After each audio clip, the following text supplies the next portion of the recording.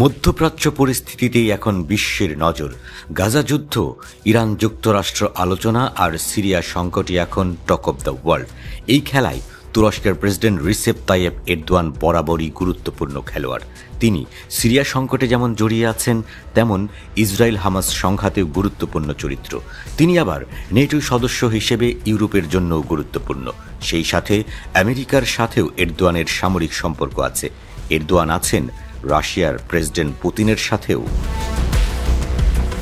সেই সাথে ইরানের সাথেও তুরস্কের একটা বোঝাপড়া আছে। সেই বোঝাপড়ায় নানা টানাপোড়েন থাকলেও মার্কিন বিরোধী শক্তি হিসেবে ইরানের পাশে আছেন এরদোয়ান।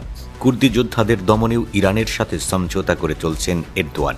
সেই সাথে এরদোয়ানের ইসরায়েল বিরোধী মনোভাবও ইরানের সাথে এক অন্য ধরনের মেলবন্ধন তৈরি করছে। ইরান যুক্তরাষ্ট্র পরমাণু আলোচনা শুরু হয়েছে। দুই পক্ষই আপাতত ইতিবাচক খবর দিয়েছে। তার মাঝেই ইরান তার বল বাড়িয়ে চলছে। রাশিয়ার সাথে কৌশলগত চুক্তির পর এরদোয়ানকেও আরও কাছে টানছে ইরান। ইরান চাইছে মার্কিন আগ্রাসন বিরোধী নতুন এক শক্তির উত্থান ঘটাতে, যা তেহরানকে বিশেষ সুরক্ষা দেওয়ার পাশাপাশি বিশ্ব রাজনীতিতে, বিশেষ করে মধ্যপ্রাচ্যের রাজনীতির খেলায় আমেরিকাকে বড় চাপের মুখে রাখবে। এই কৌশলের মাঝেই নতুন খবর দিল ইরান। শনিবার তুরস্কের মন্ত্রী নুহ ইলমাজের সাথে এক বৈঠকে ইরানের উপপররাষ্ট্রমন্ত্রী ইরান তুরস্ক উচ্চ সহযোগিতা পরিষদের নবম বৈঠক আয়োজন করার ইঙ্গিত দিয়েছে। তুরস্কের প্রেসিডেন্ট রিসেপ তাইয়েপ এরদোয়ান শিগগিরই ইরান সফর করবেন। এই সফরকে গুরুত্বপূর্ণ বলে মূল্যায়ন করেছেন তিনি।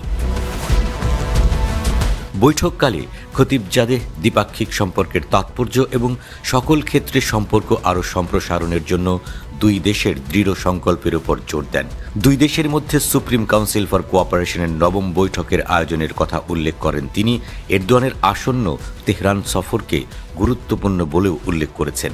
আঞ্চলিক বিষয়, বিশেষ করে গাজায় ইসরায়েলি অপরাধ ও আগ্রাসনের ধারাবাহিকতা এবং সিরিয়ায় ইসরায়েলের সম্প্রসারণবাদী নীতির সম্প্রসারণ ছিল তাদের আলোচনার মূল বিষয়।